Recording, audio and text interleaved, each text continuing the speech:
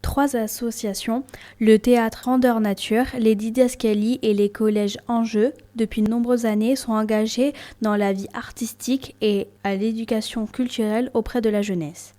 La baisse des soutiens publics et actuels, contexte économique difficile, inquiète ces associations.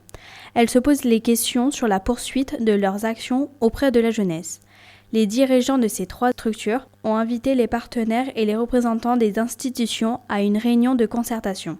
Cette rencontre a eu lieu le mercredi 18 juin au Paradis, à Périgueux. Pendant cette concertation, les représentants de ces trois associations ont voulu montrer leur travail et ont exprimé leurs inquiétudes sur leurs avenirs. Nous vous proposons d'écouter quelques extraits de cette rencontre ouverte par Virginie Labrousse, directrice de Galerie Verbale.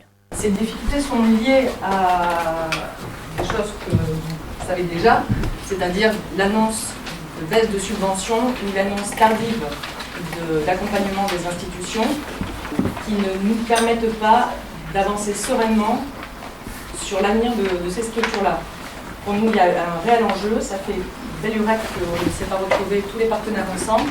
Aujourd'hui, donc, il y a les collectivités qui nous soutiennent, il y a les partenaires avec qui nous sommes liés sur des projets culturels. Il y a les enseignants avec qui nous collaborons tout au long de l'année, les artistes avec qui nous collaborons également, les compagnies qui sont accueillies dans le lieu. Pour nous, il était essentiel que la concertation d'aujourd'hui, qui se veut volontairement ouverte à la discussion, puisse se faire en présence de tous les utilisateurs, usagers et partenaires de ces trois structures. Je ne sais pas si c'est nécessaire de refaire un petit point sur l'historique de ces structures. Vous connaissez donc le Théâtre Grandeur Nature qui a été créé en 1998 à l'initiative d'un metteur en scène qui s'appelle Jean-Marie Champion, qui est donc une compagnie de théâtre avant tout, qui depuis le départ à la retraite en 2020 de Jean-Marie Champion est devenue une structure qui porte plusieurs artistes, qui accompagne les artistes et qui les accompagne dans le cadre de coproduction. Cette structure gère également donc, le Paradis, le lieu où vous êtes, qui est un espace qui accueille tout au long de l'année donc des compagnies, des artistes dans le cadre de résidences. Sur les 52 semaines que compte l'année, le lieu est occupé 48 semaines.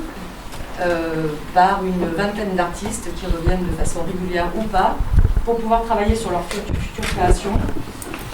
Les accueils se font en toute liberté. L'idée c'est vraiment d'être un petit laboratoire, une espèce de courroie de transmission. On leur donne donc la possibilité d'être là sur une semaine. Le Théâtre Grandeur Nature travaille aussi en collaboration avec 21 établissements scolaires dans le cadre de 37 projets qui sont portés, qui aujourd'hui sont mis à mal par des baisses d'accompagnement, malgré les échos qu'on peut avoir des politiques culturelles.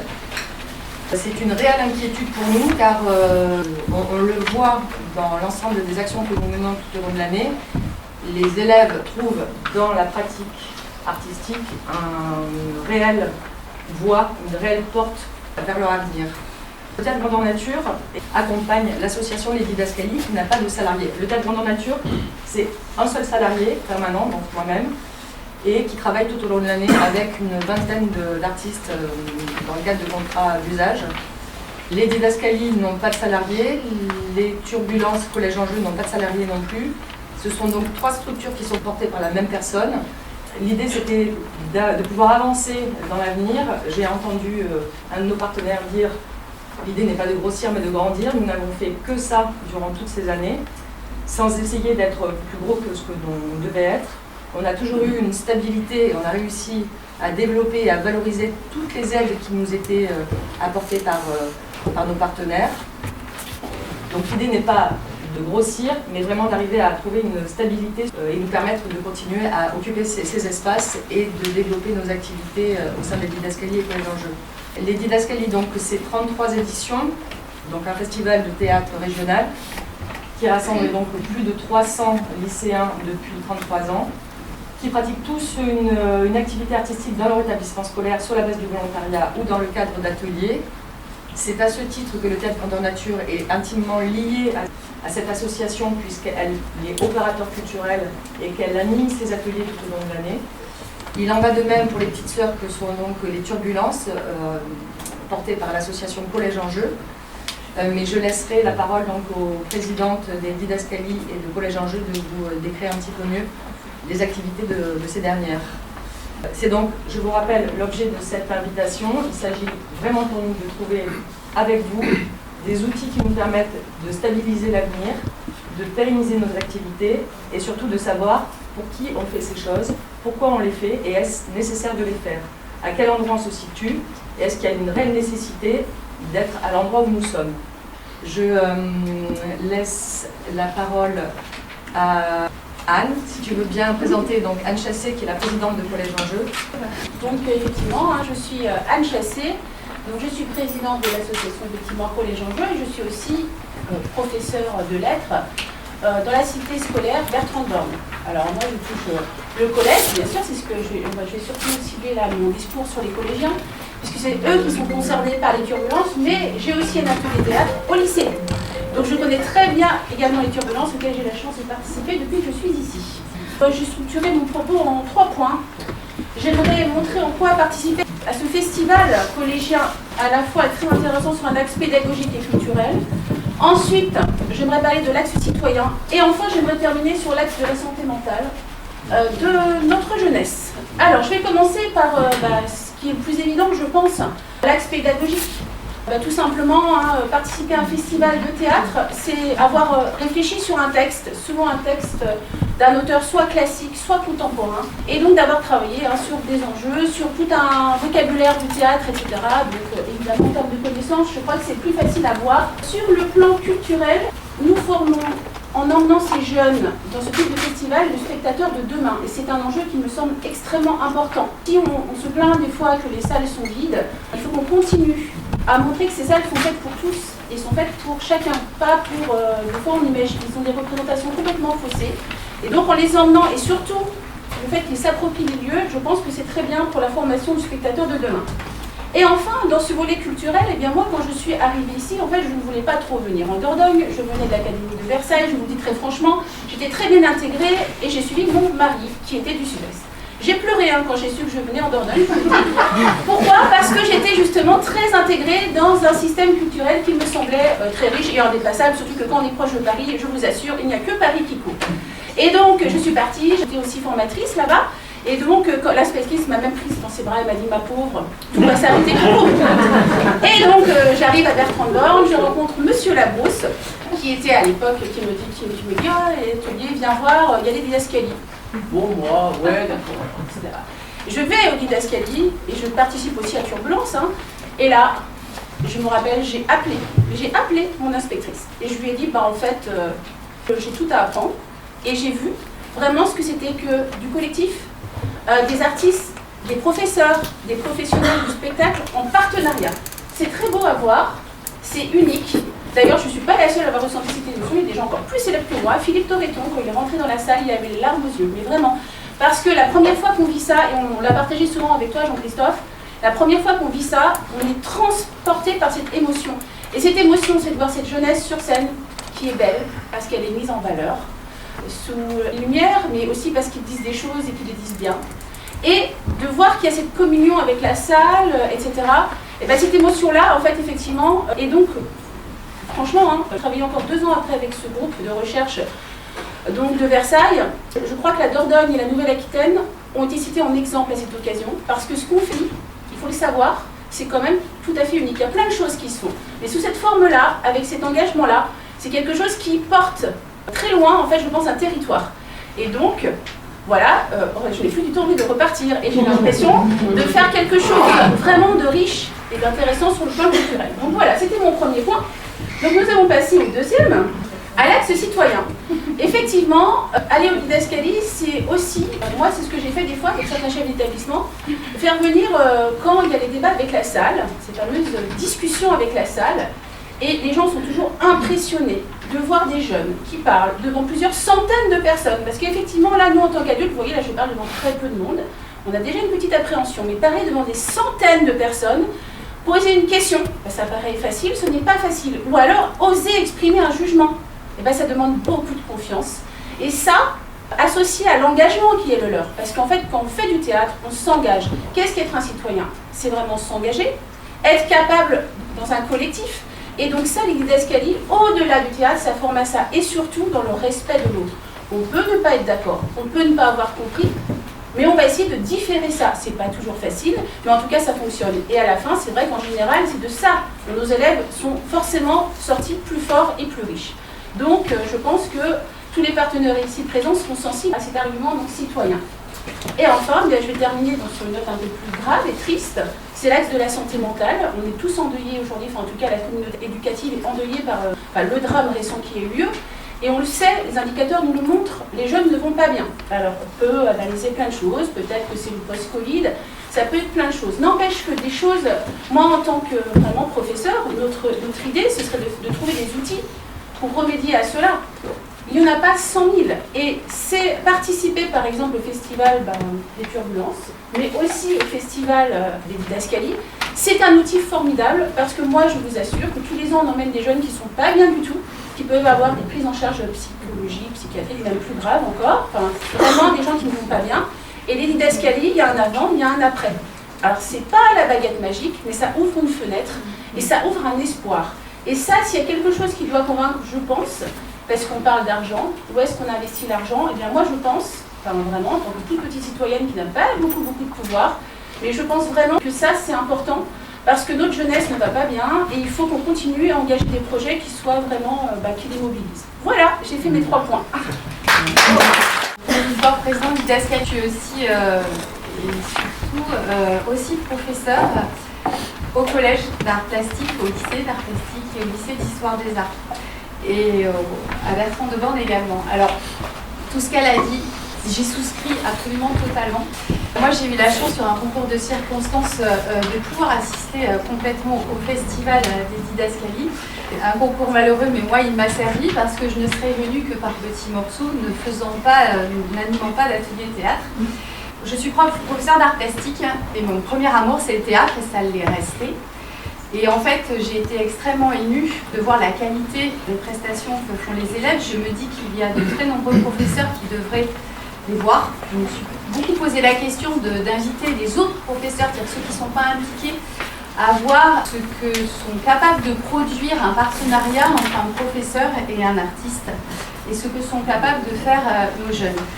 Le paradis, c'est aussi un trait d'union. C'est un trait d'union entre le monde et la culture, entre ceux qui n'ont pas accès et les profs qui veulent essayer de faire quelque chose. Moi, j'ai aussi profité du paradis pour faire des projets d'art plastique qui, depuis quelques jours, reçoivent beaucoup de choses positives et de compliments. Mais mine de rien, on met quand même aussi des bâtons dans les roues. Et on met des bâtons dans les roues parce que, en fait, c'est pas la mode de faire des projets, y compris dans l'éducation nationale.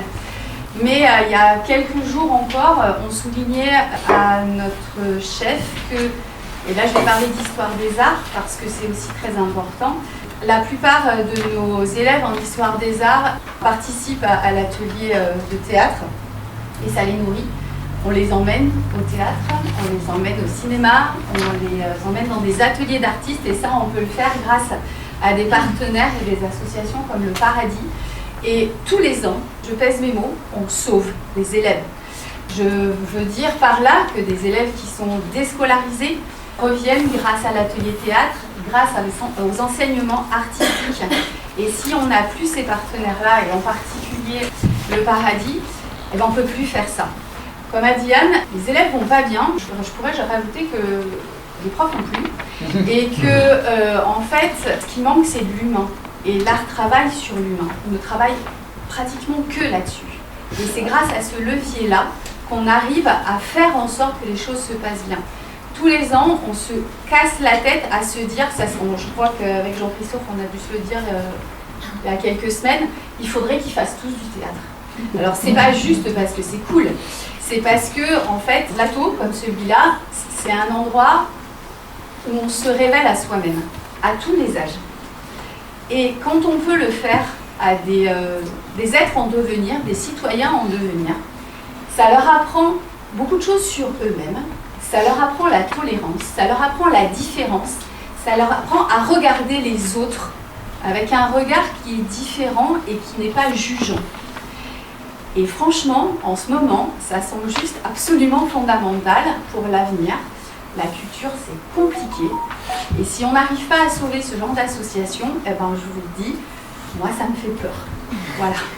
Donc j'espère sincèrement et profondément que je pourrai continuer à être la présidente des Didascalies numéro 34. Voilà. Merci. Depuis plus de 25 ans, le Paradis est devenu un lieu de fabrique et de création.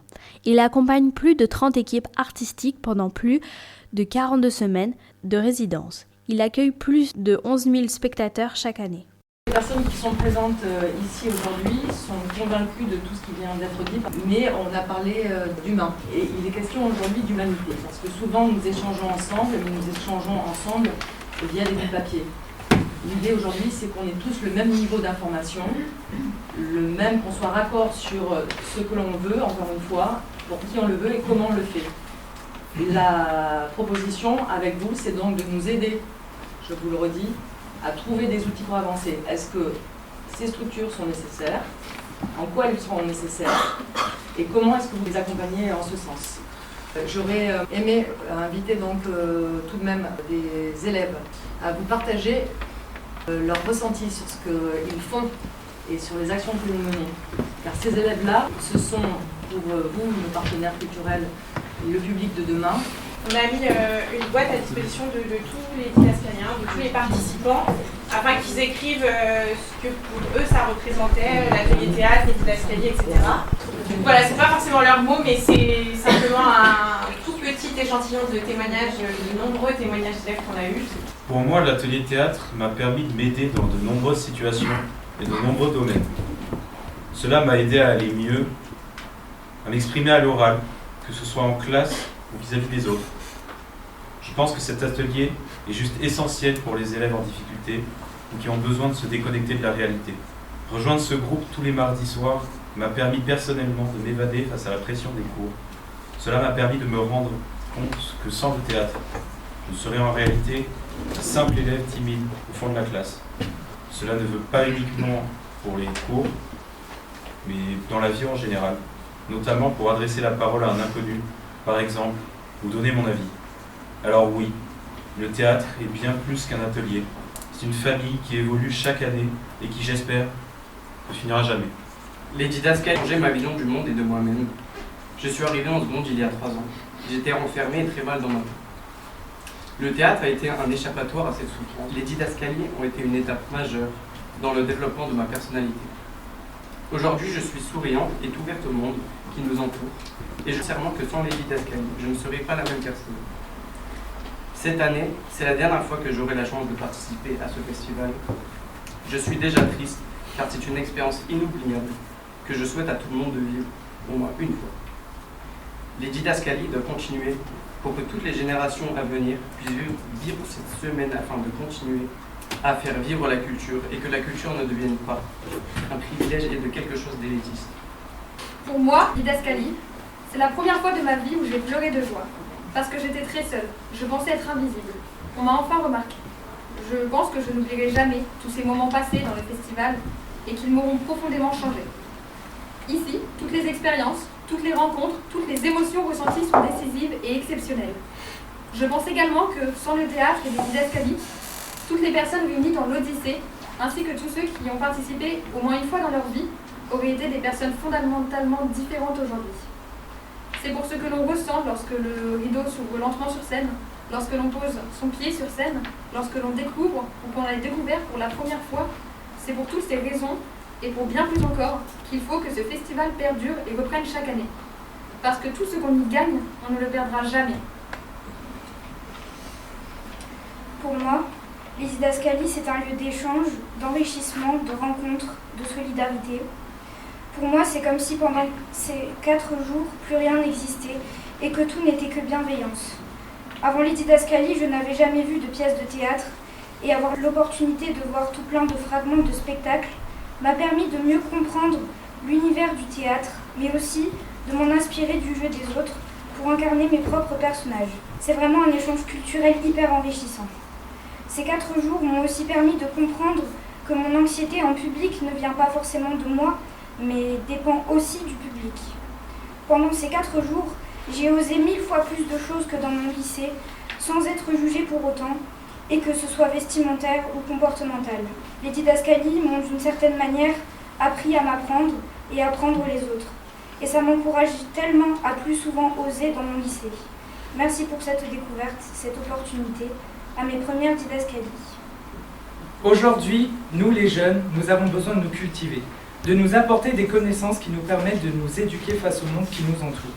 La culture nous donne des armes que l'on ne possède pas à l'origine et qui nous aident, mais comment pouvons-nous nous cultiver si nous n'avons plus ces armes ?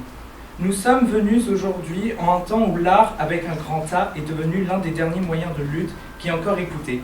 Mais même aujourd'hui, avec le temps qui passe, une épée de Damoclès semble se former au-dessus de celui-ci. Qui plus est, on le sait, l'art a longtemps servi et sert encore comme moyen de résister face au monde d'aujourd'hui. L'art permet de critiquer, de changer, de faire prendre conscience aux sociétés. À certaines époques, l'art fut censuré, bafoué et invisibilisé. Une honte, n'est-ce pas ? Mais ne serions-nous pas revenus à ce temps-là ? En tout cas, si nous n'y sommes pas encore, nous y allons les yeux fermés. Heureusement, à ce jour, les établissements scolaires permettent la culture artistique. Nombreux sont les établissements qui ont une option théâtre, une option danse ou encore une option art plastique, par exemple. Cela montre bien que l'éducation nationale prend en compte l'art en général, mais plus particulièrement dans la vie des jeunes. De nombreuses activités sont pratiquées par ces options, comme des festivals, des spectacles et j'en passe. Ces ateliers sont souvent encadrés par des artistes. Le point de vue et l'appui de celui-ci est une valeur essentielle dans le travail effectué au cours d'une année. Baisser les subventions mettrait en grand danger ce point de vue si important. Je parlais de festival, et je pense surtout à un festival en particulier auquel j'ai eu la chance de participer durant 2 années consécutives, le Festival des Didascalies. Le principe est une vingtaine de groupes participant à des ateliers, des options, des spécialités du domaine artistique viennent présenter leur travail en cours devant le reste des autres groupes. En plus de tout ça, on voit des spectacles, on participe à des ateliers, on fait des discussions avec la scène, etc. Cet événement est vraiment très important. Il n'y a pas que moi qui pense cela. Par exemple, je reprendrai les mots de ma professeure de théâtre qui nous a dit la phrase suivante. Les didascalies, c'est une étape à passer dans le processus de création. Et elle a bien raison. Ce festival nous permet de nous confronter au premier regard d'un public. Il nous permet de nous rassurer sur le travail que l'on effectue durant l'année. Mais au-delà de tout ça, les didascalies sont bien plus. Je ne compte même plus tout ce qu'elles m'ont apporté. Toutes ces amitiés, ces rencontres que j'ai faites au cours de ces 2 ans resteront gravées en moi d'une manière indélébile. Toute la gentillesse et la bienveillance de chaque intervenant à sa manière me marquera pour toujours. Je ne suis pas le seul à éprouver tout cela. Et je serais ravi de vous fournir une liste de témoignages de personnes qui le pensent aussi. Des témoignages qui prouvent l'importance des didascalies. Malheureusement, aujourd'hui, ce festival merveilleux se trouve menacé. Et c'est affolant de se dire qu'une telle machine de joie, de partage et de considération se trouve aujourd'hui en danger. Ce festival, créé en 1991 dans l'optique de partage entre lycéens et du plaisir de l'expérience du théâtre, ne doit pas disparaître. Il est tellement important. Lors de la première édition des Didascalies, que j'ai eu la chance de faire, une professeure a dit dès le discours d'entrée « Vivez l'expérience Didascalie du mieux que vous pouvez, ce sera une expérience que vous chérirez et dont vous vous souviendrez toute votre vie. » Je remercie énormément cette professeure qui a su dire ces mots qui résonnent encore en moi aujourd'hui. S'ils ont résonné en moi, c'est que je ne suis pas le seul à les avoir entendus. Cette aventure sera toujours gravée dans ma mémoire. L'aventure Didascalie, je la souhaite à tout le monde. Elle est tellement merveilleuse, elle est essentielle et je pense que les futures générations doivent la connaître. Mais malheureusement, cela risque de ne plus être le cas, sauf si les choses changent et il faut qu'elles changent. Maintenant, je terminerai en disant que les baisses de subventions ne sont pas aussi simples qu'elles le paraissent. Elles sont comme une fissure dans notre avenir. Ce message que j'ai voulu vous l'adresser, je n'étais pas obligé de l'écrire. Mais cela venait d'une envie profonde de vous le transmettre. Je ne suis actuellement qu'un élève et j'aimerais à l'avenir possiblement devenir artiste. Mais cela s'annonce fort compliqué. L'avenir semble s'obscurcir et cela fait peur à voir. Merci beaucoup. Plusieurs représentants des partenaires et des institutions culturelles étaient présents à cette réunion de concertation. Ils ont exprimé leur soutien aux 3 associations, le théâtre Grandeur Nature, les Didascalies et les collèges en jeu. Une autre réunion sera organisée avec un comité restreint pour trouver des solutions durables.